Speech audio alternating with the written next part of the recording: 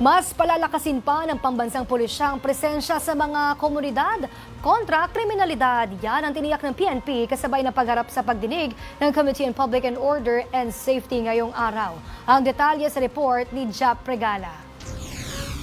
Inilatag ng Philippine National Police sa Kamara ang kanilang magiging mandato, plano, mga programa at prioridad para sa mga susunod na taon. Sa isinagawang pagdinig ng Committee on Public Order and Safety sa Kamara na pinamumunuan ni Manila 2nd District Representative Rolando Valeriano, binigyang diin ni PNP Brigadier General Christopher De La Cruz ang tungkulin ng pambansang pulisya para sa mga Pilipino. Enforce all laws and ordinances relative to the protection of lives and properties. Maintain peace and order and take all necessary steps to ensure public safety. Investigate and prevent crimes. Effect the arrest of criminal offenders.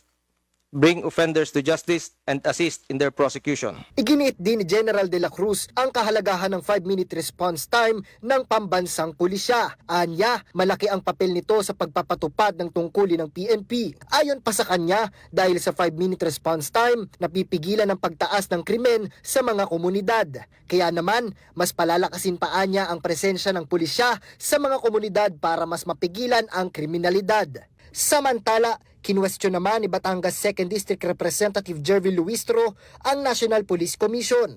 Aniya, hindi malinaw kung kanino ba dapat idulog ng taong bayan ang mga isyu ng pang-aabuso mula sa isang pulis. I encounter some people who are inquiring, soliciting help. May ihahabla po akong pulis, but they don't know where to go. When actually, there has to be a pleb in every municipality. Tama po ba? Tama po, Mr. Chair. I totally agree with you. So for my last question about pleb, how do you inform the public na meron silang pwedeng takbuhan na pleb? Nilinaw naman ito ni NAPOLCOM Commissioner Rafael Vicente Calinisan. Aniya, ang NAPOLCOM ang highest disciplinary authority para sa lahat ng pulis. Para sa totoong balita sa Bagong Pilipinas, Jap Regala, Congress News.